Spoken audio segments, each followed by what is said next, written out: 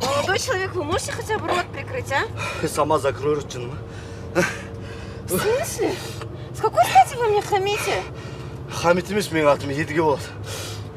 Идиот. Очень приятно. Здравствуй.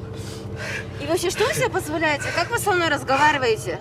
Вы слышали, что президент сказал? В стране карантин, пандемия. Вы должны маску носить. Где ваша маска? Қарындас, үттікіндей берме. Аузынан бір тепсе маған терезеден шығып кетесің. Қалсындай. Ужас. Понаехали тут. Дайте я пройду. А вот не пройдешь, ал. Пройду, говорю, дайте. Өтпейсің, ал. Өтпейсің, ал не істейсің? В смысле отписан? Қазақша біледі екенсің ғой. Неғып жыртылып орысша сөйлеп отырсың мына жерде? Қазақша, Каз. Не қазір?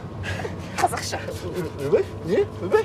Жынды ма мынау? Ойбай, көзім. Ашы отыр ғой, жынды ма мынау? Қандай, как шашын жұлып қолыңа берем, как түсіндің ме? Әй, оңбаған. Қыз баламен қалай сөйлесесің өзің, а? Апа, көріп тұрсыз ғой, өзімен өзі кепішават етіп отыр ғой, мен не істеймін?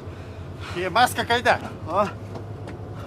Біздің ауылда жігіттер ешқашан маска тақпайды.